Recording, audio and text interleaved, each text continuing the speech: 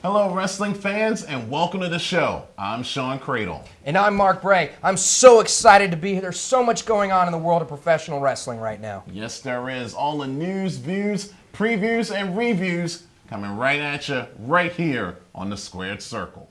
All my life I'm being over the top. I don't know what I'm doing. All I know is I don't want to stop.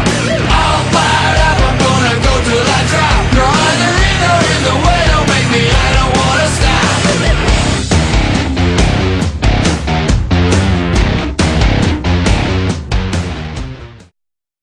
Welcome to the show, everyone. So much news to cover. Let's just dive right into it. Officials from the Sci-Fi Network met with World Wrestling Entertainment to discuss changes in the ECW brand. A major drop in ratings by 50% caused the network to demand changes in ECW, which may include renaming the brand and showcasing new talent. Mark, do you feel that changes need to be made? And if so, what should they be? Well, look, there's no doubt that the ratings have been dropping, and you won't get any argument that the ECW today is not the same as the ECW brand of yesteryear. Yesteryear it had that gritty feeling, you know, of being in the basement. It was really hardcore. It was extreme. Unfortunately, the high-ups at the WWE just don't think that regional style of wrestling can work on a big scale. Well, I understand that, Vince McMahon and the McMahon family want to appeal to the masses. However, there are a large contingent of fans out there that want to see the old ECW again. When ECW debuted on Sci-Fi, it had the highest ratings ever for the network, and that's because they presented the old version.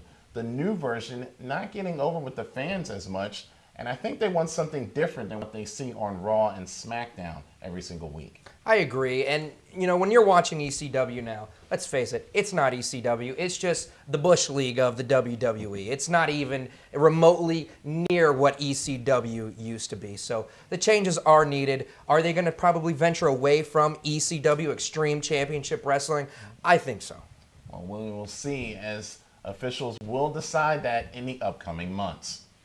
Now, Carlito shocked everyone when he came out on a recent edition of Monday Night Raw and told WWE Champion John Cena that everyone, including the locker room and the fans, were tired of seeing him. Now, given the status of Cena right now, do you see a change in character coming for John Cena? I hope so, Shawn. I am so tired of this John Cena, jean short wearing, belt spinning, bling blinging, John Cena. And to be honest, he isn't that character anymore. He just dresses like that character, which is, to me, just doesn't make sense. He doesn't have that whole hip-hop theme anymore. So do I think a change is coming? Absolutely, and you know what? I welcome it. Well, I agree with you, but you have to remember, John Cena is the #1 seller of merchandise for World Wrestling Entertainment. Everything that he wears is what they sell. So it's risky to change that. If you do, that's a lot of money that's going to be left on the table, and I'm not so sure that Vince McMahon wants to give up on that so easily. Yeah, well, you know what? Change is good. If you didn't change characters, you'd still have Rocky Maivia with his pineapple hair running around. You wouldn't have The Rock. So, change is good. Vince McMahon, he knows what he's doing. If he changes the gimmick, I'm all for it. All right. Switching gears to TNA, as they have announced that a special edition of TNA Impact for New Year's Eve. Now, what has shocked everyone is that episode will be 4 hours long. Mark, too much or just perfect? And will people watch wrestling on New Year's Eve? Look, I got to tell you, with the stink fest that's coming out of TNA these days anyway, 4 hours is way too long. They have a hard enough time keeping the ratings up during Impact on Thursday nights. You're going to do 4 hours on New Year's Eve? Who's watching wrestling on New Year's Eve? I love the business, but I won't be watching wrestling on New Year's Eve. I can promise you that. Well, I have to agree with you. I think some of us will be doing a little bit of partying that particular evening, but I wouldn't say that TNA is a complete stink fest. I mean, you have guys there like Christopher Daniels, like an AJ Styles, Kurt Angle's there, for instance. A lot of talented individuals, but I don't know. I think 4 hours of television is just overkill. Look, towards the end, when Nitro went to 3 hours in the old WCW days, even that was too much. You put in 3 hours, 4 hours of professional wrestling, it doesn't matter how good the writing is, you're going to lose viewership. That's just without saying. And TNA right now, they don't have the writing. They don't have they have the talent, but they don't have the development that that World Wrestling Entertainment has. You know, it's just not there. I think this is a mistake. Well, we will see if it pays off for Total Nonstop Action Wrestling. Shane McMahon shocked everyone when he announced that he was leaving World Wrestling Entertainment in January. Now comes the announcement that McMahon had a meeting with Dana White and the UFC. That's the Ultimate Fighting Championship. McMahon is ready to deliver $50 million to the UFC to have a minority stake in the company. Now, Mark, should Shane do this, or should he invest more time and stay in WWE? Well, first of all, I think the entire wrestling world will agree with me that their jaws dropped when they saw that Shane McMahon resigned from WWE.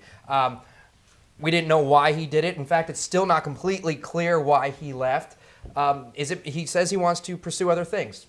UFC, if that's one of them, you know what? I wish him the best of luck. I don't know what he's going to bring to the table because, frankly, I don't know what the hell he did in the WWE to begin with. Well, he was in charge of global media, which was expanding the company, but it was all behind the scenes. Exactly. You saw more of Stephanie McMahon than you saw of Shane McMahon.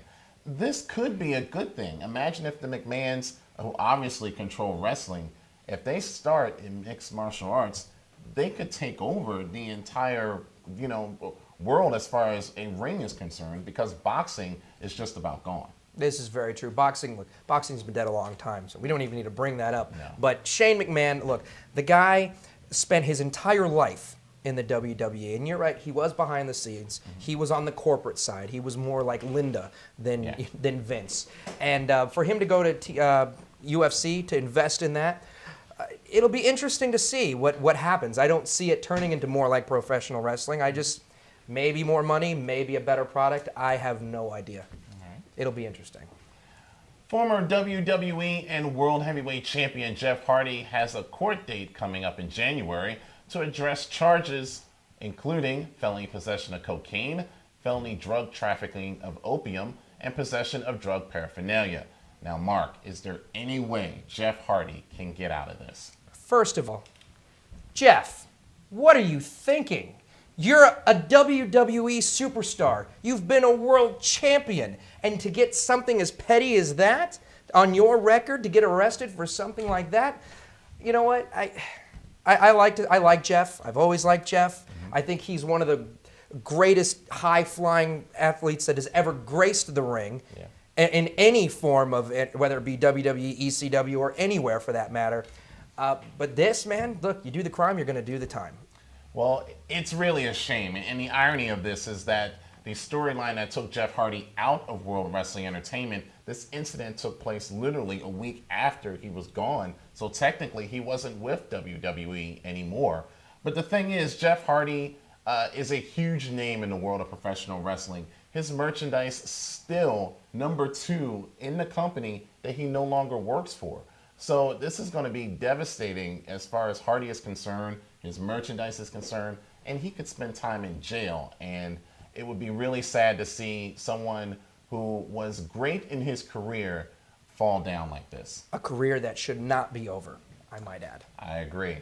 We will take a break right now, but when we return, we will discuss the future of Eric Escobar, Bobby Lashley, and will TNA sign Ric Flair or Steve Austin?